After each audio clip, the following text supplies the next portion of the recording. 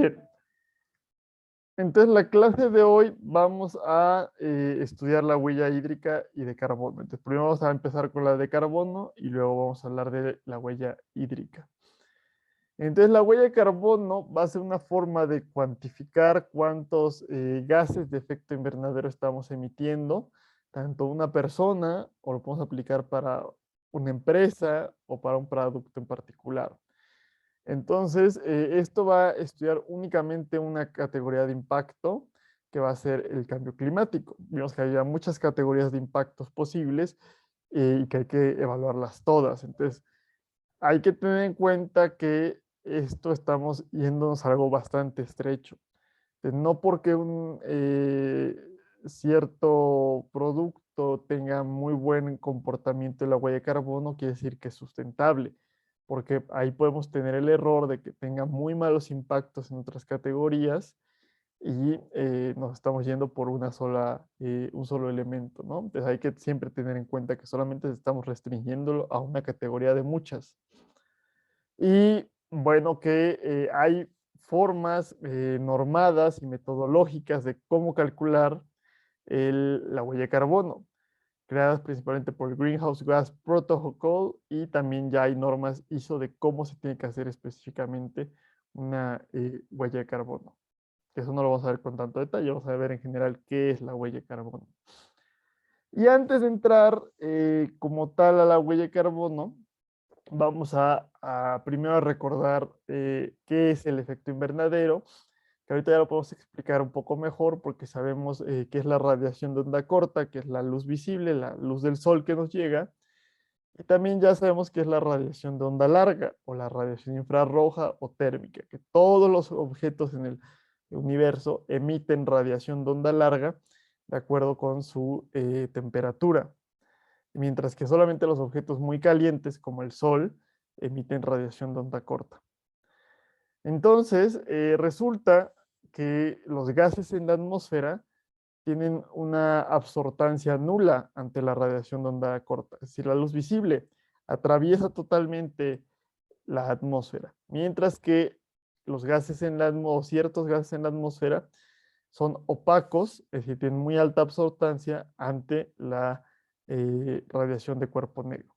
Les dejan pasar la radiación de onda corta, pero van a bloquear la radiación de onda larga. Entonces, esta luz visible del Sol va a atravesar la atmósfera sin calentarla y va a incidir en la superficie de la Tierra y sí va a calentar esa superficie. Al aumentar la temperatura de la superficie, como cualquier cuerpo negro, va a estar emitiendo radiación infrarroja, es decir, radiación de onda larga. Y esa radiación de onda larga que se está intentando regresar hacia el espacio, pues no va a poder hacerlo, porque hay ciertos gases en la atmósfera, que son los gases de efecto invernadero, que son opacos a esta radiación de onda larga y van a atrapar el calor y van a absorberlo. Esto es muy importante porque si no existiera este efecto invernadero, la temperatura media de la Tierra sería de menos 15 grados. El problema es que pues, hemos empezado a emitir más y más gases de efecto invernadero los humanos y hemos sacado de ese balance natural. Entonces, para combatir el cambio climático hay que hacer dos cosas: mitigarlo, es decir, disminuir su intensidad al reducir esas emisiones de gases de efecto invernadero, y adaptarnos, porque va a haber una parte de los impactos del cambio climático que ya llegaron para quedarse y vamos a tener que lidiar con esos efectos. Entonces, ¿qué se ha hecho para intentar mitigar el cambio climático? Lo primero fue el Protocolo de Montreal, que su objetivo principal era limitar el daño de la capa de ozono en la estratosfera, es decir, niveles muy altos de la atmósfera. Porque nos dimos cuenta que los clorofluorocarbonos, que son compuestos muy importantes, por ejemplo, los aerosoles, como los desodorantes, antes usaban clorofluorocarbonos. Y Mario Molina justamente se dio cuenta que esos se van a la estratosfera y destruyen el ozono y por eso ganó un premio Nobel de Química. Resulta que estos clorofluorocarbonos, además de dañar la capa de ozono, son gases de efecto invernadero, es decir, absorben esa radiación infrarroja que emite la superficie terrestre. Entonces, al aplicar el protocolo de Montreal, que fue un éxito, logramos mitigar una parte del efecto invernadero.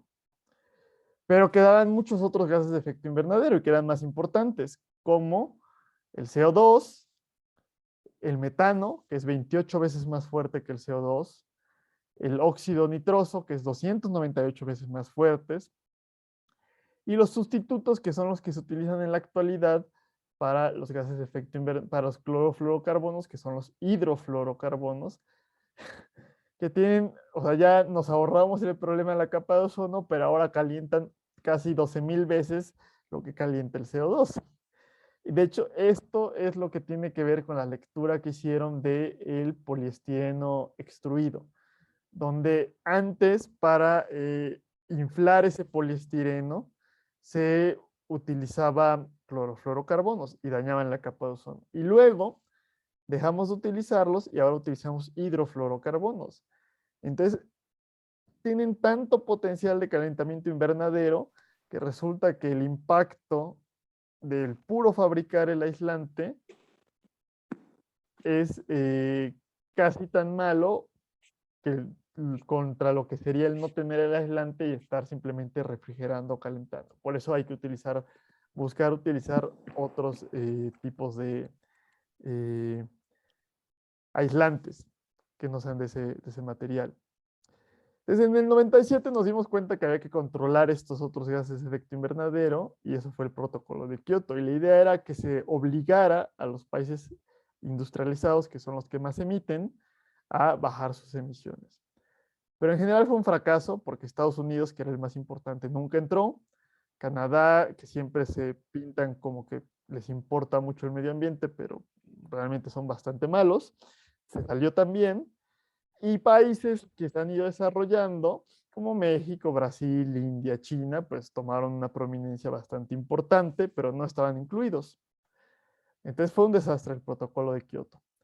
Hasta 2015 se logró hacer el Acuerdo de París y el éxito fue que en vez de ser obligatoria la reducción, se le permitía a cada país ponerse un objetivo voluntario.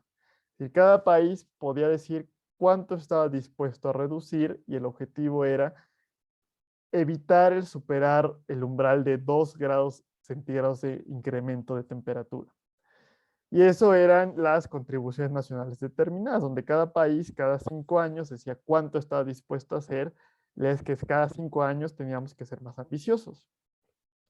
El problema es que en el 2021 se tenían que actualizar esas contribuciones, pero fue la pandemia, se canceló una de las conferencias, cuando estuvo Trump de presidente de Estados Unidos se salió, y luego las segundas contribuciones nacionales determinadas pues, fueron bastante decepcionantes para la mayoría de los países, donde ningún país aumentó la ambición, e incluso 2 países en el mundo, 2 de 200 países, bajaron su ambición, y esos 2 países pues, son México y Brasil. Y en general, lo que está prometiendo hacer cada país no es suficiente para evitar este calentamiento de 2 grados centígrados. Por ahí, eso no viene en la presentación, pero hay otro problema adicional donde los problemas geopolíticos del petróleo y del gas debido a la guerra entre Rusia y Ucrania han hecho que varios países como Estados Unidos quieran aumentar su producción de petróleo y eso va a hacer que todavía sea más difícil cumplir con estas contribuciones nacionales determinadas, que incluso no son suficientes. Entonces, ahí hay problemas todavía, ¿no? No estamos haciendo lo que deberíamos estar haciendo. Entonces, hay que recordar que primero fue el protocolo de Montreal, luego el protocolo de Kioto y luego el acuerdo de París. Entonces, ahora sí, esto nos lleva a cuánto CO2 per cápita estamos emitiendo, que es el principal gas de efecto invernadero, ¿no? Entonces, bueno, esto tendría que ir al revés, estas 2 diapositivas. Cuando vemos cuánto emite cada país, vemos que hay países muy importantes como Estados Unidos, como China, como la India. Hay intermedio está Rusia, México, Brasil, Sudáfrica, Arabia Saudita, Irán, incluso Indonesia. Y los países europeos, pues en general la llevan bien, ¿no? O sea, nosotros estamos peor que los países europeos.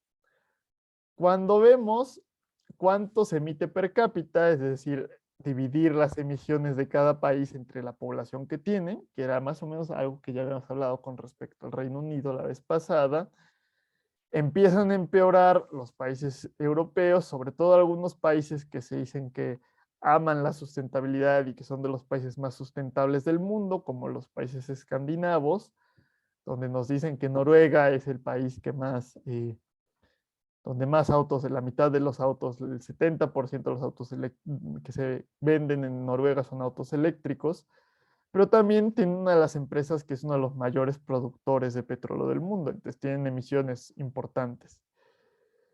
Vemos que países como China bajan un poco porque China tiene una población enorme y la India también, entonces aunque emitan mucho, pues lo que le toca a cada persona es poco. Países como Canadá aparecen como muy importantes y también Australia, ¿no? Entonces, hay que tener cuidado de no quedarse solamente con una visión, sino que estudiarlo, o sea, quiénes son los países que más emiten en total, pero también por persona, pues quiénes son los más importantes. Y también hay que dividir esto por gases y por sectores. Ya dijimos que el dióxido de carbono es el más importante, luego sigue el metano, luego el óxido nitroso y luego todos los que tienen flúor. Por industria, lo más importante, donde más se emite es en la producción de electricidad. Entonces, eso también nos dice que la forma más fácil de reducir las emisiones de CO2 es bajando las emisiones de la electricidad, que se logra con energías renovables, ¿no?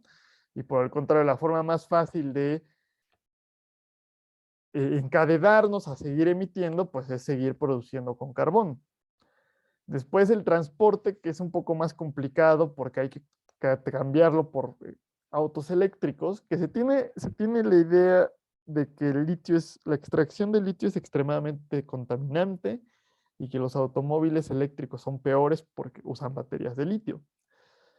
No hay que olvidar, o sea, en general el litio pues sí contamina la extracción, pero no contamina más que la extracción de acero, o la extracción de carbón, o la extracción de aluminio, o de cualquier materia. O sea, no es una industria minera más contaminante que cualquier otra, incluso que la extracción de los bancos de materiales para la, las construcciones. Entonces, ya cuando ahí lo ponemos contra el resto de la industria minera, no está mucho peor. Y luego, no hay que olvidar que la mayoría del litio del mundo no se utiliza para autos eléctricos, sino que se utiliza para celulares y para computadoras. Es decir, todos los electrónicos que utilizamos, pues utilizan litio, ¿no? Entonces también, pues, el problema de la contaminación, pues también está en estos equipos.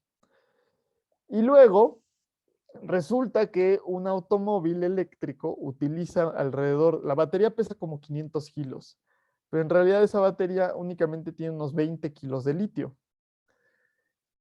Y entonces para un automóvil eléctrico que va a durar 10 años, que va a utilizar únicamente 20 kilogramos de litio, y luego esa batería de litio se puede reciclar para, por ejemplo, hacer una batería para el sistema eléctrico, para compensar la variabilidad de las energías renovables, como la energía solar, que el problema de la variabilidad se puede corregir con baterías y con otras cosas, ¿no? Cuando lo comparamos contra un auto, vemos todo el ciclo de vida y comparamos contra todo el ciclo de vida de un automóvil a combustión interna. Un automóvil a combustión interna no utiliza 20 kilogramos de litio, entonces ya uno dice, pues no utiliza litio, entonces es mejor. Pero, ¿cuántos litros, más, cuántos metros cúbicos de gasolina creen que puede utilizar un automóvil durante 10 años? ¿Cuántas toneladas de gasolina vamos a quemar en un automóvil a combustión interna en 10 años? Y la respuesta es mucho más que 20 kilogramos de litio. Entonces, ya por ahí el impacto de la gasolina que utiliza un automóvil es mucho mayor que el impacto que utiliza el litio, asociado al litio. Y luego la otra crítica que se le hace al transporte eléctrico es que la electricidad que utilizan los autos eléctricos viene de fuentes de electricidad de plantas de carbón que contaminan, ¿no? Pues sí, pero es más fácil convertir todo a eléctrico y luego convertir todo a energías renovables o a irlo haciendo al mismo tiempo. Es decir, conforme vayamos teniendo más energías renovables en la red, van a ir bajando las emisiones de los autos eléctricos, mientras que las emisiones de los autos a combustión interna se van a mantener constantes.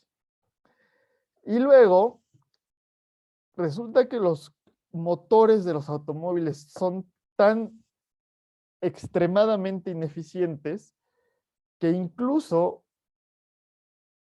una central de carbón, el generador de una central de carbón es más eficiente que un motor de combustión interna y tiene menos emisiones de CO2. Entonces, incluso si yo tuviera un auto eléctrico que utiliza electricidad de una red que es con puro carbón, tenemos menos emisiones que las asociadas a estar quemando gasolina dentro de mi automóvil en algo que es muy poco eficiente. De la solución para el transporte es convertirnos eléctrico. Primero convertirnos a transporte masivo, público, el transporte de carga, hacerlo ferroviario, vamos a hablar un poco de eso dentro de 2 clases, y luego que ese transporte de carga o ese transporte masivo sea eléctrico, es decir, que los metrobuses, que los peceros sean eléctricos. La industria también para producir muchas cosas es bastante contaminante y lo interesante aquí es que si vemos la parte comercial y residencial, parece ser que su impacto es muy pequeño, pero en realidad como la electricidad que se produce aquí se va a la parte comercial y residencial, el impacto de los edificios es alrededor de 1/3 de las emisiones que emitimos. Entonces, los edificios pues, tienen un fuerte impacto en el cambio climático, una fuerte huella de carbono y hay que buscar cómo reducir eso. Entonces, ese problema de por qué aparece aquí como muy poco los edificios cuando realmente consumen bastante electricidad, tiene que ver con el alcance de la huella de carbono. Entonces, el alcance de la huella de carbono va a ser categorizar las diferentes fuentes de emisión de acuerdo a qué tan directas o indirectas son. Es decir, el alcance 1 es lo que yo directamente, o sea, yo personalmente o el edificio o mi casa esté emitiendo. Por ejemplo, lo que yo manejo, bueno, vamos a verlo para una empresa, por ejemplo. Si una empresa es dueña de automóviles y esos automóviles generan emisiones, pues ese es un alcance directo. Si, por ejemplo, la empresa tiene calderas de gas dentro de sus instalaciones y esa tiene emisiones, es un alcance directo.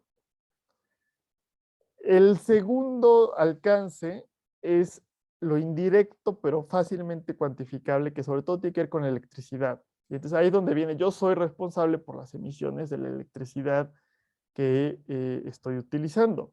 Entonces, entre más electricidad utilizo, pues más emisiones tengo. Y eso lo puedo medir directamente con mi recibo. Y ya por último son las emisiones que están ligadas a lo que estoy, a las actividades que tengo, pero que alguien más es realmente responsable por ellas. Entonces, para una empresa, resulta que si la empresa tiene un comedor y preparan alimentos, eh, el cultivar esos alimentos tuvo ciertas emisiones, pero bueno, la empresa no los está teniendo directamente. Entonces, eso son emisiones que es responsable el agricultor. Por otro lado, los residuos sólidos que emita la empresa, alguien se va a encargar de ellos. Y esa persona que se encargue de ellos va a ser el responsable de minimizar las emisiones asociadas.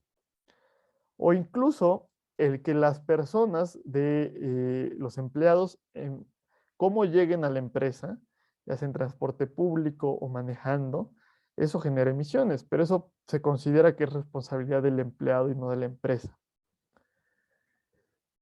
Si lo pensamos, eso es pensando en la huella de carbono de una empresa. Si yo pienso en la huella de carbono individual, por ejemplo, mis emisiones directas serían el uso de combustible en el carro que utilizo. El gas sería el gas quemado en mi estufa y en el boiler para agua caliente. El alcance 2 sería la electricidad que utiliza mi casa. Y el alcance 3 sería todo lo asociado, por ejemplo, a cuánto carbono se emitió para fabricar este celular, cuánto CO2 tuvo que utilizarse para bombear el agua que me está llegando aquí y para purificarla, cuánto CO2 tuvo que emitirse para fabricar mi comida y mi desayuno. Entonces, esto se hace para evitar dobles cuentas. Por lo general, el alcance número 3 se ignora porque ese alcance número 3 es el alcance número 1 de alguien más. Y si los dos los contamos, cuando yo reduzco mi alcance 3, el otro redujo su alcance 2 y podemos decir que reducimos el doble de CO2 de lo que realmente reducimos. Entonces, ahí puede haber un problema de doble cuenta. Pero resulta que este alcance 3 puede ser bastante importante y aquí es donde se puede hacer la mejora por outsourcing. Por ejemplo, cuando el Reino Unido fabricaba su propio acero dentro del Reino Unido, pues eso era un alcance número 1.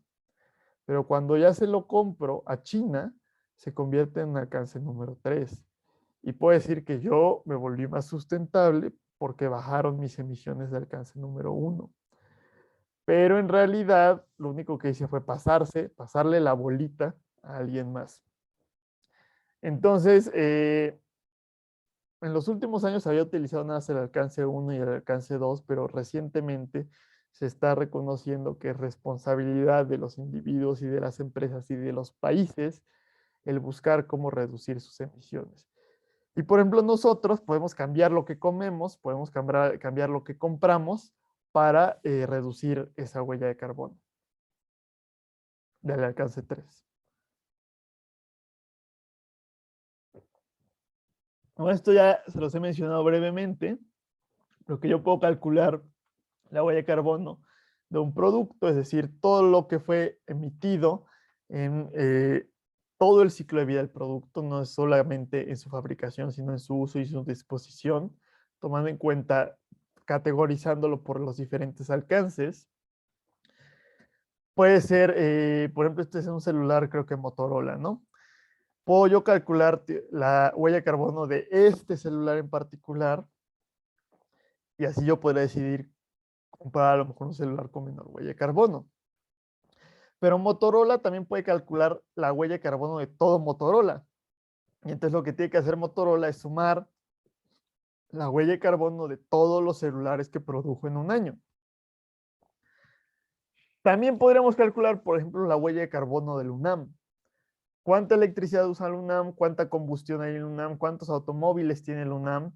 Etcétera, ¿no? Entonces sumo la huella de carbono asociada a todos los activos. Los activos es los bienes materiales que tiene la empresa. Edificios, vehículos, maquinaria, equipo que se utilizaron y cuánto se emitió.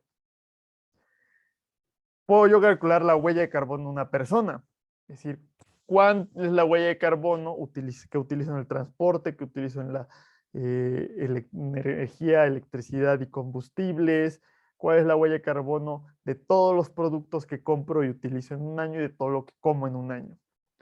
Y un país también puede calcular su huella de carbono. De hecho, lo tienen que hacer como parte de ese acuerdo de París. Y un país lo que hace es sumar la huella de carbono asociada a todas las actividades que van en el Producto Interno Bruto. Entonces, como ven, se puede calcular la huella de carbono para prácticamente cualquier cosa y buscar disminuirla. Y entonces, ahora sí, más o menos, ¿cómo está la huella de carbono de las cosas que utilizamos y hacemos diariamente? En cuanto al transporte, lo mejor es que sea masivo, es decir, que lo utilicen más personas. Lo mejor es que sea el transporte ferroviario, ya sea, por ejemplo, el metro, los trenes suburbanos o los trenes, y sobre todo que esté electrificado. Eh, el metro está electrificado, pero varios de los trenes, o la mayoría, casi todos los trenes que tenemos en México que transportan carga no están electrificados.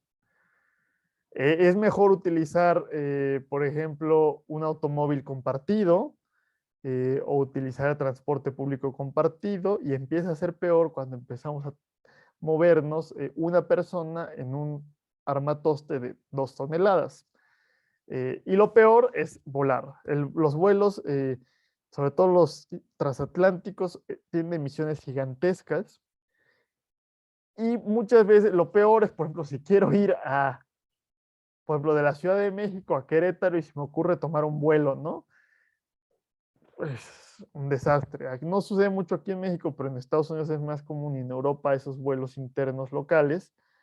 Eh, pero también en México el problema es que si yo quisiera, eh, podría, o sea, si hubiera una red de trenes adecuada, podría irme de México a Monterrey y hacer 3 o 4 horas en tren, de centro a centro de la ciudad, pero como no existe, o tengo que hacer 10 horas en automóvil, o tengo que tomar un avión que va a ser hora y media, pero a esa hora y media le tengo que sumar la hora y media que me voy a tardar del aeropuerto de Monterrey, que está en medio de la nada, a la ciudad, y también la hora y media que me voy a tardar en ir al aeropuerto de la Ciudad de México, más el tiempo que tengo que estar antes. Entonces, realmente los vuelos no son tan rápidos, sobre todo cuando son vuelos cortos.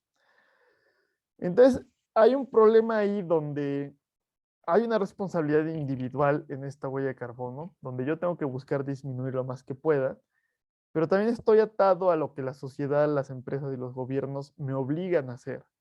Si yo quisiera poderme mover fácilmente en transporte público, pero donde vivo no hay transporte público, no hay metro, no hay metrobús, no hay absolutamente nada y moverse en pecero es peligroso, es tardado, etcétera. Uno quisiera poder ir a Monterrey en tren y que fuera eficiente y con bajas emisiones, pero lo tenemos que hacer en avión. Entonces, por eso no basta, o sea, es muy importante las acciones individuales, pero no basta con eso, sino que hay que exigirle a las empresas y al gobierno que tomen las medidas necesarias para permitirnos tener un estilo de vida sustentable. Otra cosa bastante importante, bastante impactante es las emisiones de CO2 que tiene la comida. Por lo general, los alimentos de carne tienen un impacto bastante alto y los vegetales tienen un impacto bastante bajo. Hay unas cosas como que las vacas tienen flatulencias de metano bastante importantes, pero también esta se tiene que procesar bastante más, tarda bastante más tiempo y consume más recursos el producir la misma cantidad de calorías que para un vegetal. Y ahora no se trata de volverse vegetariano o de volverse vegano, ¿no? Lo que se trata es de buscar disminuir un poco nuestro consumo de carne eh, para poder disminuir fácilmente ese impacto que estamos teniendo. Luego, esto es otra parte, esto más bien es el uso de suelo que tiene, que sabemos que podemos cuantificar el impacto del uso de suelo em, mediante los niveles hemeróbicos. Entonces resulta que, pues, por ejemplo, para cultivar brócoli necesito pues un par de hectáreas para cultivar el brócoli, ¿no? Pero para la ganadería necesito la cantidad de hectáreas para las vacas, pero las vacas tienen que alimentarse de algo. Y no en todos los lugares se alimentan de los pastizales. Por ejemplo, lo que se les ha alimentado mucho últimamente en el país, y sobre todo para los cerdos, es la alfalfa. Y la alfalfa, pues necesitan ya entonces las hectáreas para los cerdos y las hectáreas para la alfalfa. Entonces, por eso el uso de suelo que tienen, la deforestación asociada, eh, es bastante importante en los productos animales. Y es muy baja cuando consideramos los productos vegetales. Entonces, podemos disminuir el impacto en CO2 y en uso de suelo, es decir, manteniendo más suelo en un nivel natural, si disminuimos nuestro consumo de carne. Por ejemplo, tenemos, bueno, la industria y los anuncios nos han dado la idea de que hay que consumir 2 vasos de leche al día. Resulta que no es tan bueno consumir unas cantidades tan altas de calcio y que tampoco es tan nutritivo. Es mucho más fácil obtener la nutrición necesaria de otros lados. Entonces, tampoco, o sea, no es necesario consumir la leche. O sea, no podemos vivir sin consumir leche. Entonces, si en vez de consumir 2 vasos de leche al día, consumimos uno, o nada más consumimos 3 días leche, ahí ya estamos bajando considerablemente nuestro impacto. Y bueno, ¿cómo calcularlo? Realmente hacerlo a mano es bastante complicado, entonces lo que se hace es utilizar calculadoras. Entonces hay versiones en línea y también hay software. El problema es que tienen muchas simplificaciones y que luego tienen algunos datos que no están actualizados o que son de otros lugares. Entonces, por lo general no es muy preciso. Lo ideal sería, o sea, por ejemplo, si quiero hacer la huella de carbono para una empresa, no puedo hacer la huella de carbono de una calculadora. Tengo que contratar a una consultora que lo pueda hacer con todo el detalle necesario. Entonces, eso nos puede servir como una aproximación inicial, pero no es el resultado final. Entonces, por ejemplo, Greenpeace tiene una huella de carbono para México, pero es para individuos en México, pero es muy básica, así extremadamente básica. Eh, México CO2 tiene también su calculadora, pero no incluye la huella de carbono asociada a alimentos ni productos, que en personas puede ser bastante importantes, entonces no me permite medir el impacto que tendría, por ejemplo, reducir mi consumo de carne. La de Carbon Footprint es muy completa, o sea, para personas y para negocios pequeños sí puede darme un resultado casi final. El problema es que tiene datos de Europa y el impacto que tiene la carne de res europea y la carne de res mexicana no es el mismo. Por ejemplo, en México, la mayoría de la carne de res se alimenta en pastizales, en libre pastoreo, mientras que en Estados Unidos la mayoría de la carne de res es intensiva y se alimentan de granos, eh, de maíz, de soya, etcétera, de trigo también. Entonces es mucho mayor el impacto de la carne de res estadounidense que de la carne de res mexicana. Entonces esto pues ahí puede haber algún problema, ¿no? Este de Cool Climate es para datos de Estados Unidos, también es extremadamente completa. Y la de la World Wildlife Fund de Reino Unido también es bastante completa, ¿no? Entonces realmente ahí hay un poco de un hueco de una eh, calculadora lo suficientemente completa para México o para países latinoamericanos. Bueno, no sé si hasta el momento tengan alguna duda de lo que es la huella de carbono, cómo se cuantifica, qué tipos hay, los alcances, etcétera.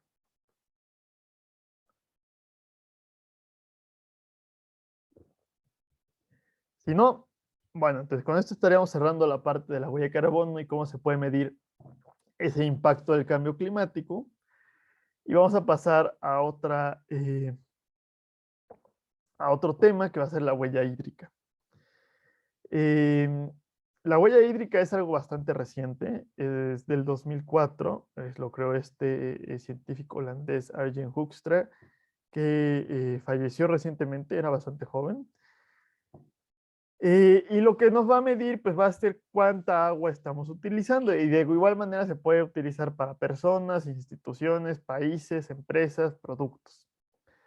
Eh, el asunto es que el agua que yo consumo no solamente es el agua que bebo y el agua potable que entra a mi casa. Resulta que hay una cantidad de agua asociada, por ejemplo, a este celular. Este celular necesitó varios metros cúbicos de agua en los procesos industriales para poder fabricarse. Entonces, esta huella hídrica incluye estos efectos indirectos y también va a tomar en cuenta todo el pensamiento del ciclo de vida. Y bueno, va a ser multidimensional. Esto ahorita lo vemos con los tipos de huella hídrica. Y lo interesante es que va a ser importante la parte temporal y espacial. No es lo mismo consumir 1 litro de agua en la Ciudad de México que 1 litro de agua en Yucatán, que 1 litro de agua en Sonora, porque no es la misma escasez en los tres lugares. Y no es lo mismo consumir 1 litro de agua en la Ciudad de México, por ejemplo, ahorita, que hace un calor horrendo, que no llueve, a consumirlo en septiembre, donde cae el agua en cantidades de sobra. Entonces, por eso la disponibilidad del agua no es la misma en espacio y en tiempo. También tiene su normatividad y está basada en el impacto asociado al estrés hídrico. Desde igual es importante cuantificar la huella hídrica, pero hay que tener en cuenta que, que solamente toma en cuenta el uso de agua. Entonces, que no porque un producto sea muy bueno en su huella hídrica, pues quiere decir que sea sustentable en general, porque pueden haber muchos otros impactos que no se están tomando en cuenta. Es muy breve, esto seguramente ya lo han visto varias veces, sobre todo en su clase de hidrología, con respecto al ciclo del agua. Entonces es un ciclo, entonces no tiene inicio ni fin, pero podemos tomar cualquier punto inicial como el océano. La radiación del sol evapora el agua en los océanos, que sube, se enfría y se condensa y genera las nubes. Las nubes pueden precipitar en el océano o puede transportarse hacia las zonas de los continentes. Las zonas continentales puede llover o puede nevar. Por ejemplo, la nieve se puede quedar como glaciares, la lluvia puede caer y formar ríos. Los glaciares eventualmente igual van a descender y van a formar ríos. Esos ríos pueden escurrir superficialmente hasta llegar, por ejemplo, a cuerpos de agua como lagos. Tanto en la humedad del suelo como en los glaciares, como en los ríos, va a haber evaporación que va a aportar humedad al ambiente para formar nubes. Eventualmente el agua superficial pues, va a regresar al océano por puro escurrimiento por gravedad, donde se reinicia el ciclo. Y va a haber otra parte que se va a estar infiltrando hacia los acuíferos superficiales y a los acuíferos profundos. Esta parte del ciclo es extremadamente lenta, miles, decenas, centenas de miles de años para poder completarse el ciclo en esta parte. Tenemos por otro lado las cuencas hidrológicas o cuencas hidrográficas, que si recuerdan de hidrología, tomábamos el parteaguas, que es conectar todos los puntos más altos, y eso quiere decir que todo lo que llueva aquí va a irse al punto más bajo de esta cuenca. Por ejemplo, esta es la cuenca del Papaloapan. Y yo puedo hacer un balance hídrico en esta cuenca, puedo calcular cuánta agua está entrando, cuánta agua va superficial, cuánta agua es subterránea y pues cuánta agua se evapora y cuánta agua va a escurrir a la salida de la cuenca. Y puedo agregarle la parte antropogénica, cuánta agua superficial estoy extrayendo, cuánta agua subterránea estoy extrayendo. Y entonces puedo calcular ese cociente entre el agua que estoy utilizando y el agua que está que me están proveyendo, que se está recargando. Y ese es el estrés hídrico. Entre más agua utilizo con respecto a la que tengo disponible, o sea, siempre tiene que ver con cuánta agua hay disponible en la cuenca. Entonces, entre más utilizo, eh, más estrés hídrico hay. Y la mayoría de las cuencas de México tienen un estrés hídrico bastante alto. Solamente creo que aquí por el sureste nos sobra el agua. Entonces yo puedo calcular el estrés hídrico por cuenca, por estado, por país, etc. Como vemos, pues los países más áridos, entre los que se incluye México, pues tienen estrés hídrico muy alto y pues eso es bastante grave porque tendríamos que usar más eficientemente el agua. En la lectura que van a tener para esta clase, les habla un poco del estrés hídrico y hay un mapa bastante interesante interactivo donde ustedes pueden verlo, creo que por país, pero también pueden entrar a divisiones políticas secundarias, donde si uno piensa en Brasil, dice, bueno, parece ser que Brasil no tiene estrés hídrico, pero las grandes ciudades como Sao Paulo y Río de Janeiro, pues se están quedando sin agua y ya tuvieron, igual que Ciudad del Cabo, momentos donde el agua estaba las presas estaban al 10%. En México, pues en Monterrey, justamente ahorita pues, están teniendo que racionar el agua porque en las presas les quedaban 6 días de agua. Lo frustrante es que nos alcanzó el futuro y ya nos quedamos sin agua. O sea, Monterrey ya se quedó sin agua y no estamos tomando realmente muy. Bueno, se quieren construir un nuevo acueducto, ¿no? Para proveer de agua. Pero en vez de, antes de proveer agua, tendrían que ahorrar agua y aprovechar en la temporada de lluvias, pues captar el agua, ¿no? O sea, disminuir esa huella hídrica. Pero bueno, no se hace mucho, ¿no? Entonces, ahora sí, eso nos lleva a qué tipos de huella hídrica hay. Entonces, podemos definir la huella hídrica de personas, industrias, empresas, parecido a la huella de carbono. Pero también van a haber colores de huella hídrica, que lo tenemos por aquí, donde nos está hablando que hay huella hídrica azul, verde y gris. Entonces, la azul se refiere a los escurrimientos superficiales y al agua extraída subterránea. La huella hídrica verde se refiere a la precipitación y la huella hídrica gris se refiere a las aguas residuales. Entonces, esto tiene que ver con algo que se llama el uso consuntivo, sobre todo en la huella hídrica azul. Supongamos que a mí me llega 1 metro cúbico de agua a mi casa y ese metro cúbico de agua lo utilizo en las tazas de baño.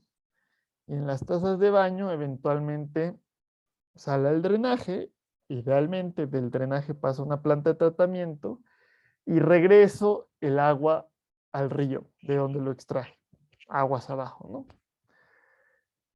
Entonces, cuando yo tomo todo el balance de agua en la cuenca, el balance neto es cero. No hubo pérdida de agua en la cuenca porque tomé agua y la regresé a la cuenca. Ajá.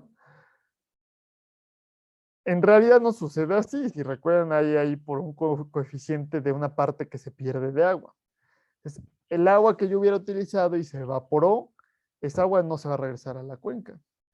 O si yo, por ejemplo, produzco una botella de refresco. Entonces, hay cierta cantidad de agua que se tiene que utilizar para fabricar esa botella de refresco. Y esa agua que ya está dentro de la botella de refresco no se va a regresar a la cuenca. Entonces, ahí el balance es negativo. O, por ejemplo, si hago concreto, tengo que utilizar esa agua. Y esa agua que metí al concreto se va a quedar en el concreto y nunca va a regresar a la cuenca. Entonces, ahí es donde aparece la huella hídrica azul. El uso consultivo corresponde a toda esa agua que estoy utilizando, extrayendo de la cuenca, ya sea superficialmente o subterráneamente, y que no le estoy regresando a la cuenca. Entonces, es el agua que está perdiendo la cuenca y eso es lo que contabilizo, esa cantidad de litros o metros cúbicos es lo que voy a contabilizar como la huella hídrica azul. También, si yo tomo agua de una cuenca y se la robo a la cuenca para pasársela a otra cuenca, la primera cuenca está perdiendo eh, agua y tiene ahí una huella hídrica azul. Entonces, en la cuenca del Cutzamala hay una enorme huella hídrica azul porque se está extrayendo para entregárnosla a la cuenca del Valle de México.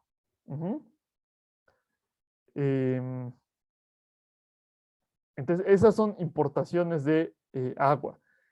Y por ejemplo, en las centrales termoeléctricas, donde se tiene que utilizar agua para enfriarlas, pero esa agua se regresa a las cuencas, entonces eso no es una huella hídrica azul. La precipitación se toma en cuenta como una huella hídrica verde, porque si no existiera este cultivo, la mayoría del agua que precipita va a escurrir superficial o subterráneamente. Pero en los cultivos agrícolas, la gran mayoría del agua que precipite se va a evapotranspirar. Y entonces la va a perder en cierta manera la cuenca. Lo que va a pasar no la va a perder, sino que se va a regresar a la parte atmosférica. Pero ya no va a estar, o sea, va a disminuir el volumen del escurrimiento superficial. Entonces, yo puedo calcular el área que tiene mi cultivo, cuánto precipita y por ahí en su clase de hidrología vieron unos coeficientes de evapotranspiración y con eso puedo calcular cuánta agua se está evapotranspirando y calcular la huella hídrica verde. También por ahí, si yo utilizo captación pluvial, estoy tomando agua de lluvia que podría escurrir. Entonces, ahí estoy generando una huella hídrica verde. Salvo que utilice el agua de la captación pluvial y después la regrese a los escurrimientos, ahí no hay una pérdida de agua en la cuenca y no es una huella hídrica verde. Pero aquí es donde viene lo interesante.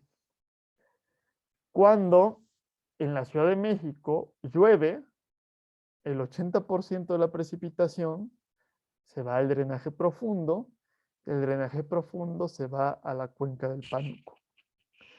Entonces, esa agua de lluvia que se hubiera infiltrado y se hubiera quedado en la cuenca del Valle de México se está perdiendo. Entonces hay un balance negativo en la cuenca hidrológica. Entonces, el 80% de la precipitación en la Ciudad de México debido a la plancha de asfalto corresponde a una huella hídrica verde.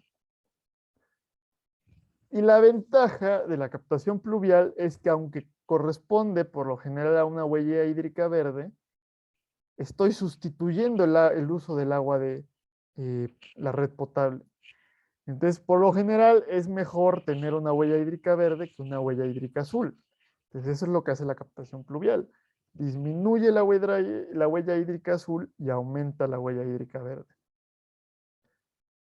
Y además de eso, vamos a tener la huella hídrica gris, que es la que corresponde a las aguas residuales. De la huella hídrica gris es una medida del volumen de agua que estoy contaminando. No corresponde exactamente, por ejemplo, al volumen de agua, al gasto que estoy emitiendo en agua residual, porque se calcula con respecto a las concentraciones de fondo, ni siquiera se calcula con respecto a la norma. Entonces, la huella hídrica gris es más o menos la cantidad de agua necesaria para diluir los contaminantes que estoy emitiendo. Entonces, si yo emito agua sin tratar, a lo mejor emito 10 litros por segundo, para que el agua parezca igual a la que está pasando por el río, a lo mejor se necesitan 10 metros cúbicos por segundo. De la huella hídrica gris no son los 10 litros por segundo que yo emití, sino que son los 10 metros cúbicos por segundo. Y resulta que incluso si yo cumplo con la norma de aguas residuales, de aguas tratadas, las aguas tratadas no se ven como debería verse el agua de los ríos. Incluso con la norma que tenía, bueno, ahorita ya hay una nueva norma, ¿no? Pero incluso con esa norma, bueno, si llevaron tratamiento de aguas residuales y los llevaron a planta de tratamiento, yo recuerdo que a mí me llevaron a la que está en Toluca y el agua salía con un color ámbar. Eso no es el agua, o sea, y cumple con la norma, pero no es agua como debería estar en la naturaleza, porque las concentraciones que sigue teniendo de materia orgánica son mayores que las concentraciones de fondo. Entonces, para que se pueda diluir esa agua ya tratada, pues tiene que haber un volumen mayor. Entonces, a lo mejor si emito 10 litros por segundo de agua tratada, pues la huella hídrica va a ser de 100 litros por segundo. Si no estuviera tratada, sería de 1 metro cúbico por segundo. Pero aún así, aunque esté tratada el agua y cumpla con la norma, sigue habiendo una huella gris. Y esto se hace así porque no todos los países tienen las mismas normas. En México las normas son mucho más laxas que, por ejemplo, para el agua tratada en Canadá.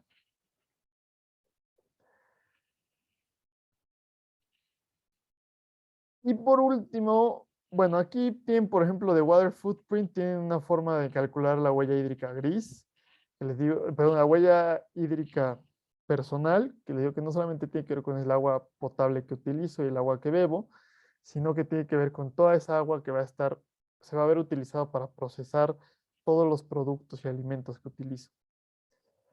En, incluso muchos cultivos, pues más que huella verde, tienen huella azul. Por ejemplo, si hay una presa y el agua de esa presa se utiliza para regar, eso es una huella hídrica azul.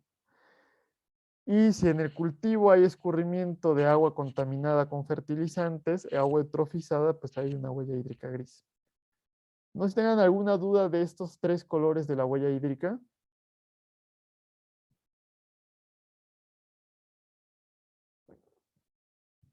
Si no, les voy a hablar ahora del agua virtual. El agua virtual es el agua que estoy importando, no como agua líquida, sino a través de los productos que utilizo. Entonces, por ejemplo, para fabricar una Coca-Cola, una botella de Coca-Cola que son de 300 mililitros, creo, ¿no? Realmente se requieren 175 litros. Entonces piensen en eso, que cada vez que se toman un refresco de 300 mililitros, en realidad se están tomando 175 litros de agua dulce y potable. Parte, pues tiene que ver con las botellas de vidrio, se tienen que lavar, el azúcar que tiene, pues la caña tuvo que regarse, el procesado para obtener los sabores artificiales utiliza agua de proceso, etcétera. Si resulta que yo compro una botella en México, pero esa botella se hizo en Argentina, para hacer esa botella se tuvieron que utilizar 175 litros. Pero esos 175 litros no se utilizaron en México, sino que se utilizaron en Argentina. Y en Argentina ahí hubo un impacto directo en huella hídrica azul y verde. En México no lo estamos sintiendo, pero sí estoy importando agua. Entonces hay países desérticos que tienen una huella que no tienen mucha disponibilidad de agua, pero que tienen un enorme consumo de agua virtual porque importan la mayoría de los productos. Entonces no están teniendo un trasvase y un acueducto enorme que está trayendo el agua de otros países, pero sí están trayendo indirectamente el agua a través de esos productos que están comprando. Como ven, principalmente pues, los países de Medio Oriente son los que tienen este importante consumo de agua virtual.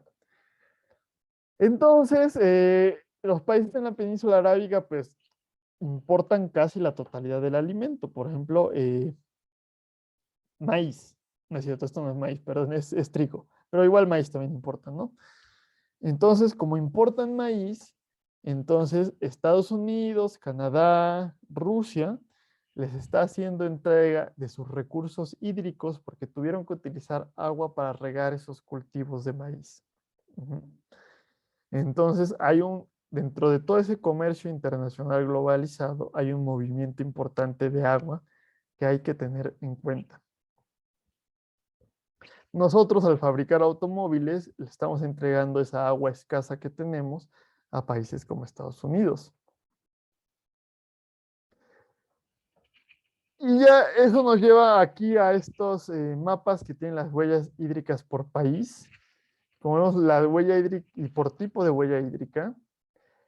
Los países que más huella hídrica azul tienen son los países más desérticos, sobre todo en el norte de África y en Medio Oriente y en Asia Central.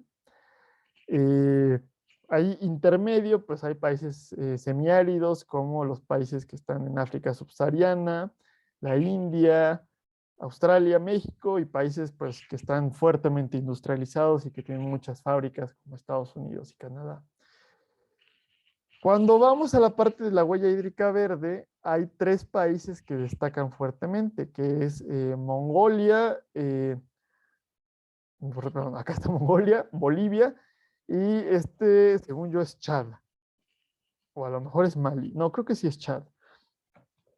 Son países que todavía tienen economías agrícolas muy poco industrializadas y donde la mayor parte de su Producto Interno Bruto es la agricultura, y esa es una agricultura de subsistencia. Entonces, todos los cultivos que tienen provienen de, el agua que utilizan pues es agua de lluvia, mientras que en la mayoría de los otros países, incluso en México, la mayoría del agua que se utiliza para cultivos es agua de riego, que va a considerarse como huella hídrica azul. Y ahí es donde empiezan a aparecer varios países industrializados también que tienen industrias agrícolas. O sea, Estados Unidos, Rusia son de los países con las industrias agrícolas más importantes del mundo. Cuando vemos la huella hídrica gris, aquí es donde cambia ya la cosa y donde ahí podemos ver ya una correlación muy importante con qué tan industrializado está el país y qué tan fuerte es su huella hídrica. Estados Unidos y Canadá tienen tienen unas emisiones a los cuerpos de agua gigantescas, aunque tengan normas muy estrictas, como emiten mucho, pues no importa, ¿no? O sea, se necesita mucha agua para diluir lo que están emitiendo. China aparece por ahí, Australia y Europa también es donde toma una prominencia bastante importante. Cuando combinamos todas las huellas hídricas, cambia un poco el resultado. E incluso sería interesante eliminar la huella hídrica verde, porque la huella hídrica total uno podría decir, bueno, Mongolia, Chad y Bolivia son los peores, son responsables de la escasez de agua del mundo, ¿no? Pero es huella hídrica verde, ¿no? Entonces, cuando vemos la huella hídrica total, pues vemos que obviamente los países más áridos tienen huellas hídricas fuertes y los países más industrializados. Uh-huh. Y ahora sí, ¿cuál es la huella hídrica de los productos que consumimos? El algodón requiere muchísima agua para poderse cultivar. Entonces, una camisa de algodón o unos pares de pantalones de mezclilla, o sea, utilizar unos pantalones de mezclilla requiere 10.000 litros. El pantalón de mezclilla que tenemos, que utilizamos, corresponde a 10.000 litros de agua. Entonces, entre más pantalones de mezclilla los utilicemos o compremos o más rápido los desechamos, pues ahí estamos echando unos 10.000 litros. Lo mismo con las camisas. O si cambio de celular cada 6 meses, cada año, pues ahí me estoy echando 12.000 litros. Uh-huh. Pues es algo bastante fuerte. Un carro, 150.000 litros, no 150 metros cúbicos. Entonces, cuando sumo todos los productos, pues veo que el uso de agua, el agua que entra por mi casa, el agua potable, es mínima contra el agua que está involucrada en todos los productos que estoy utilizando. Y que si hay que ahorrar agua, pero en los muebles hidrosanitarios, por ejemplo, pero que también una forma de reducir esa escasez de agua, pues es reducir el consumo de ciertos productos. Los alimentos también por ahí es interesante, donde para echarse una taza de café de 250 mililitros, pues va involucrado 140 litros, para un vaso de leche 200 litros, el té, esto, bueno, no sé por qué aquí corté esa imagen, debería aparecer, ¿no? ¿Quién sabe? Bueno, vaya por arriba, pero bueno, entendemos que esto es un té, por ejemplo, ¿no? Usa bastante menos, 35 litros, y ahí es donde entra el problema de algunas cosas como el aguacate, que es un vegetal, pero de entre los vegetales, pues tiene las huellas cítricas más fuertes. Y entre más procesado está el alimento, más grande es la huella hídrica, por ejemplo, de una hamburguesa. 2.400 litros en una hamburguesa. Y pues ya habíamos comentado, ¿no? Para una Coca-Cola se requieren 175 litros y por ejemplo, no sé si viene, bueno, para una botella de agua de 500 mililitros se requieren alrededor de 3 o 4 litros. Entonces nos quejamos nosotros de que pues, las embotelladoras están ocasionando la escasez de agua que extraen de acuíferos. Por otro lado, las embotelladoras, supongo que habrán visto en la televisión unos anuncios donde dicen que ponen captación de agua y que trabajan con las comunidades y como que por eso ya son muy buenas las empresas, ¿no? Cuando balanceamos lo que están ayudando eh, de captación de agua contra lo que están consumiendo, pues no tiene nada que ver, ¿no? Entonces, si queremos darle en la torre a estas empresas y que no estén agotándose el agua de nuestro país, algo tenemos que hacer nosotros. Y en primero, pues es dejar de consumir o consumir mucho menos refrescos. Porque recuerden, cada litro de refresco que me estoy aventando, pues son 350 litros de agua. Entonces, también somos en parte partícipes al ser clientes de estas empresas y tenemos la forma de boicotearlos.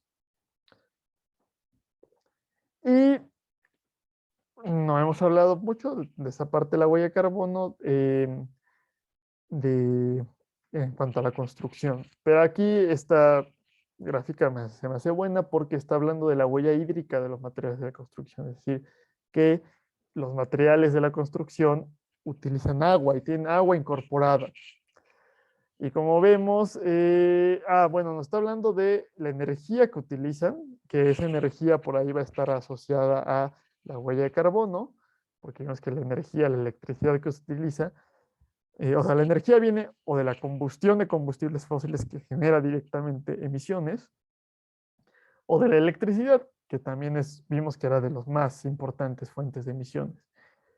Entonces, esto en rosa es pónganle que es proporcional a la huella de carbono, y esto en azul es la huella hídrica.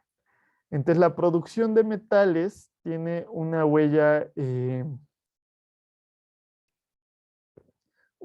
de carbono bastante alta, es decir, necesita mucha energía. Esta gráfica es un poco engañosa, porque podría pensar uno que el cemento tiene una huella de carbono bastante baja, cuando no lo es así. O sea, el cemento es responsable como del 10% de las emisiones de gases de efecto invernadero de todo el planeta. Pero se dan cuenta es que es litro por kilogramo. Entonces, la cantidad de kilogramos de cemento que se requieren para una estructura, pues es mucho mayor que la cantidad de kilogramos que se requieren de acero, porque las estructuras de acero suelen ser bastante más ligeras. Y en cuanto a agua, pues sí, los metales requieren bastante agua para su procesamiento, mientras que el cemento requiere poca agua. De hecho, se extrae el agua al cemento, se deshidrata. Pero aquí estamos hablando del cemento. Si habláramos de el concreto, pues ahí habría una huella hídrica bastante importante. Y vamos a hablar en la siguiente clase de justamente dónde encontrar esta huella de carbono, la huella hídrica de diferentes materiales de la construcción y también de los diferentes impactos que no hemos hablado. Bueno, no sé si tengan alguna duda hasta el momento, algún comentario. Como vamos de tiempo, bien, ya no nos falta mucho. Entonces, primero hablamos de cómo podía yo reducir mi huella de carbono. En la personal, pues era cambiando a lo mejor ciertos hábitos de alimentación, eh, cambiando a lo mejor hábitos de transporte y cierta compra de ciertos materiales. También de la huella hídrica, una buena forma es convertir la huella hídrica azul en huella hídrica verde. Es decir, en vez de utilizar agua de la red potable, utilizar captación pluvial, que ya debería ser algo obligado en la Ciudad de México, sobre todo para grandes edificios como los centros comerciales, donde si alguno de ustedes se ha paseado por la ciudad muy temprano, como a las 5 o 6 de la mañana, y pasan por todos los centros comerciales que hay en la ciudad, se van a dar cuenta que en casi todas las plazas hay una fila de pipas formadas afuera, listas para llenar las cisternas que tienen estos centros comerciales. Y eso tiene que ver con lo que hablamos al inicio, que donde a lo mejor había ese centro comercial, antes habían 3 casas y las casas tenían una dotación de 300 litros por casa. Entonces, en un espacio de, no sé, 4 hectáreas se consumían 3,000 litros al día. Y en esas 3 hectáreas se construyó un centro comercial que ahora consume 30,000 litros al día o 300,000 litros al día, por ejemplo. Entonces, los sistemas públicos no son capaces de suministrar esa cantidad de agua. Y eso tenía que ver con las ciudades sustentables. Aumentamos considerablemente esa densidad de flujo de materia y de energía en la ciudad y no invertimos. Se le tendría que primero obligar a pues, esos grandes consumidores de agua que invirtieran en la infraestructura de agua, que pagaran el costo real del agua y que pues disminuyeran esa enorme huella hídrica que tienen utilizando la captación pluvial y tratando el agua también. Entonces, creo que en la materia de sistemas, instalaciones hidrosanitarias sustentables, se habla con más detalle de la captación pluvial. Vamos a retomarlo un poquito más adelante cuando hablemos de infraestructura verde, pero no vamos a ver cómo diseñarla, por ejemplo. Eso tengo entendido que se ve en esa otra materia. También ya dijimos, pues no utilicen, no incluso el agua de garrafones pues tiene una huella hídrica asociada y también la empresa le cuesta como 10 centavos tratar el agua y a nosotros nos la venden en 50 pesos. Entonces tienen una margen de utilidad horrendo esas empresas. Entonces, una forma, obviamente dependiendo de cómo venga el agua de la red en mi casa, es utilizando filtros de agua. Hay filtros que tienen su filtro por osmosis inversa y UV y tienen un consumo ahí de electricidad y también tienen que estarse cambiando los filtros y entonces ahí también hay una huella hídrica del puro producto, ¿no? Y también tiene un costo bastante alto. Sobre todo para un uso personal en una casa, yo lo que recomiendo es soluciones de filtro de baja tecnología, como esto, que lo que tiene es como una ollita de cerámica que tiene adentro plata coloidal, que desinfecta, y carbón activado que absorbe colores y olores, ¿no? Entonces, realmente la huella, el impacto que tiene la fabricación de algo de barro es muy bajo, dura varios años y estamos utilizando agua directo de la llave. Entonces estamos quitándole esa utilidad a estas embotelladoras y estamos evitando que estén acabando con los acuíferos que tenemos. Y el costo es bastante más bajo, ¿no? Se recupera bastante la inversión que uno hace con este tipo de filtros. Y hay pues, varias empresas que venden estos filtros. Entonces, eso es en general de la huella ecológica, de la huella hídrica, ¿no? Entonces ya hablamos de la huella de carbono y de la huella hídrica. Hay otros tipos hay otras formas de medir el impacto en términos de una huella. Hay la huella de nitrógeno y está la huella ecológica. Y esa huella ecológica, lo interesante es que intenta unir varios tipos de impacto.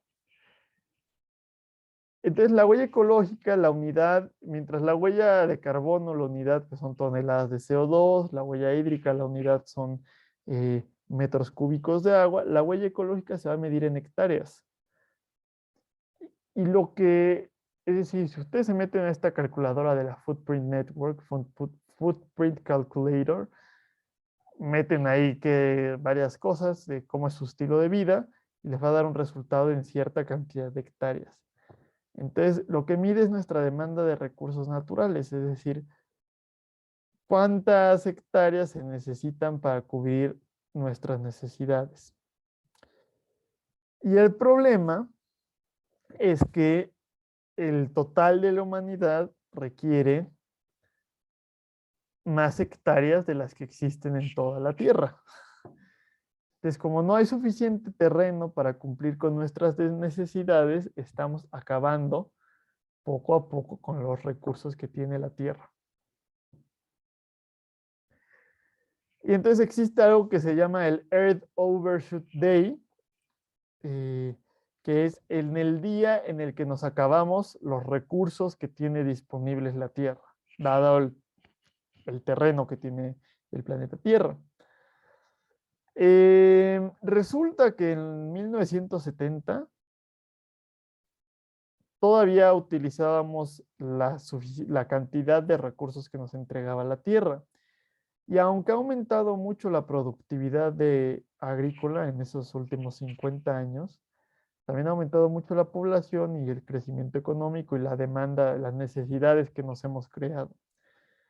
Entonces, poco a poco se ha ido acercando a inicios del año esa fecha en la que nos acabamos los recursos que tenemos. Entonces, en la actualidad necesitaríamos aproximadamente 1.6 planetas tierras para poder cumplir con todas nuestras necesidades. Y entonces, por ejemplo, en el 2019, para el 1 de agosto, ya nos habíamos acabado con todos los recursos que nos ofrece la Tierra, de tal manera que se puedan ir regenerando, ¿no? Hubo por ahí una buena noticia que en 2020 fue la primera vez en muchos años que se regresó esa fecha, ¿no? Podríamos pensar que mejoramos por ahí nuestra situación, pero realmente tuvo que ver con la pandemia. Y si vemos esta otra reducción, pues fue en el 2009, en otra crisis económica, a esta de los 80, pues fue por la crisis del petróleo. Y no viene aquí en esta gráfica, pero para 2021 y 2022 aumentó, bueno, 2022 todavía no llegamos a esa fecha, ¿no? Pero para 2021, pues rebotó otra vez hasta acá esa fecha en la que nos acabamos con los recursos. Y eso nos lleva a una parte interesante cuando lo estudiamos por país. Resulta que no todos tenemos el mismo estilo de vida. Y si todos viviéramos como la población en la India, nos sobraría tierra. Podemos decir que viviríamos de una forma sustentable. Mientras si todos viviéramos como en Estados Unidos, pues tendríamos que tener o 5 tierras o un quinto de la población mundial. Entonces, el problema obviamente es que pues, no queremos vivir como vive el promedio de la población en la India, donde hay pues como 500 millones de personas en pobreza extrema. Entonces, tampoco nos podemos ir a ese extremo, tampoco México está más o menos por aquí, está más arriba de una tierra, estamos con 1.2. Tampoco nos queremos ir al extremo del despilfarro de países como Estados Unidos. Entonces, ahí lo que pasa es que esto es donde entra el mito de la sobrepoblación. Eh, o sea, es lo que suele decir, ¿no? Es que el problema del mundo es que está creciendo la población y está aumentando eh, considerablemente la población, ¿no? Y eso es lo que está siendo el problema. Pero en realidad, los países donde más rápido está aumentando la población son países como la India, como Nigeria, que está incluso todavía más abajo, está como 0.5, 0.3. Kenia está por ahí, Etiopía necesitan 0.3 tierras. Entonces, pues sí, se aumenta en 100 millones la población en estos países, es bastante, ¿no? Pero ese es el equivalente a 10 millones o a 1 millón de habitantes de los países desarrollados. Cuando se dice que necesitamos deshacernos de la sobrepoblación y la gente dice, ay, sí, es que Thanos tenía razón, ¿no? O sea, tenemos que deshacernos de la mitad de la población.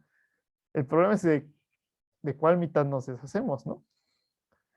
Si nos deshacemos por lo general, quienes proponen eso, pues es la gente de los países desarrollados. Entonces, y por lo general dicen, bueno, es que el problema de la sobrepoblación es en los países donde está creciendo la población. Ajá. Entonces, Japón dice, no, es que ¿saben qué? India no puede seguir teniendo tantos hijos, no pueden tener 4 hijos por, por mujer, tienen que bajar su tasa de natalidad. Entonces, seguramente si le preguntaras a esos países qué mitad nos deshacemos, pues nos deshacemos de la mitad que está creciendo. Pero si nos deshaciéramos, no, perdón, nos deshiciéramos de todo China, de todo India y de todo África, que ya nos echamos como a un tercio de la población, o incluso a la mitad, el planeta seguiría estando hecho un desastre y no serían suficientes los recursos que tenemos. Si por el contrario nos deshiciéramos de Europa y de Norteamérica, pues a lo mejor ya no sería tan grave la contaminación. Y ahí es donde entra la hipocresía de los países desarrollados, donde los países de por aquí, Rusia, Suiza, Alemania y Japón, incluso el Reino Unido están empezando, y Francia también está, no, Italia también, todos los países europeos, la población de Europa está bajando, la población de Japón está bajando. Y Japón, por un lado, le pide a los países en desarrollo que reduzcan sus tasas de natalidad, pero internamente lo que están haciendo es buscando aumentar, dando incentivos para que la gente tenga más hijos. Pero cada persona en Japón va a contaminar tanto como 10, como 100 personas en los países en desarrollo. Eh, entonces, pues ahí es donde viene esa hipocresía, donde sí, o sea, realmente a lo mejor somos más humanos de los que la Tierra necesita, pero bueno, realmente hay unos cuantos que están teniendo un impacto mucho mayor que otros cuantos. Eh, si nos vamos al 1% más rico de la población de todo el planeta, realmente están emitiendo como el 50% de todos esos gases de efecto invernadero. Eh, entonces, realmente pues no es necesariamente lo que necesitamos, o sea, no estamos realmente deshacernos de la mitad de la población y tener un genocidio masivo, ¿no? Lo que necesitamos es que esa pequeña proporción de la población que está teniendo un impacto muy desproporcionado, que corte en gran medida sus emisiones, que adopte un estilo de vida y que nos permita al resto de la población adoptar un estilo de vida sustentable. Es decir, todos esos ejecutivos de las empresas petroleras que cambien su estilo de vida y que nos faciliten cambiar nuestro estilo de vida y así lograr tener un planeta sustentable. Es decir, que podríamos tener 10.000 millones de habitantes en la Tierra y aún así estar teniendo un balance con los recursos naturales que tenemos. Pero podríamos tener 2.000 millones de habitantes y aún así destruir el planeta. Es decir, no es tan importante en realidad esa cantidad de población que tenemos. Y bueno, entonces, ¿cómo podemos nosotros reducir nuestra huella ecológica, nuestra huella de carbono, nuestra huella hídrica? Pues lo importante sobre todo es consumir menos. Porque sí puedo comprar yo a lo mejor tener zapatos con plástico reciclado y ropa igual, con algodón sustentable o que tela de bambú y no sé cuántas cosas. Pero si voy a estar cambiando de zapatos cada mes, aunque sea de plástico vegetal, voy a estar contaminando exactamente igual. Ajá. O si tengo un automóvil eléctrico y lo manejo para todos lados, voy a estar contaminando de igual manera. Entonces, o si compro un celular cada 6 meses, aunque ese celular se utilice con energías renovables, va a seguir habiendo una contaminación. Entonces, el principal problema que tenemos como humanidad es el consumismo. El comprar y el consumir cosas que realmente no necesitamos o que, bueno, no pasa nada si en vez de cambiar mi celular cada 2 años, lo cambio cada 2 años. No es el fin del mundo. No pasa nada si con esta, por ejemplo, esta idea del fast fashion, donde antes teníamos 2 temporadas de ropa en el año y ahora tenemos, las tiendas cambian cada semana de ropa y el promedio es que la ropa comprada por fast fashion se utiliza 4 veces antes de desecharse. Obviamente eso es un desastre y por eso la industria de la moda es, después de la industria de la minería y de la construcción, es la que sigue en contaminación, ¿no? Entonces, la única forma realmente de resolver estos problemas que tenemos es comprando menos ropas, menos carros, menos celulares. No quiere decir que no compremos carro a lo mejor, porque en ciertos casos es necesario, pero pues utilizarlo durante más tiempo. No es vivir sin celular, es que el celular que tengamos lo utilicemos el máximo tiempo posible. Y así es como vamos a poder reducir nuestro impacto. Y bueno, vamos a parar la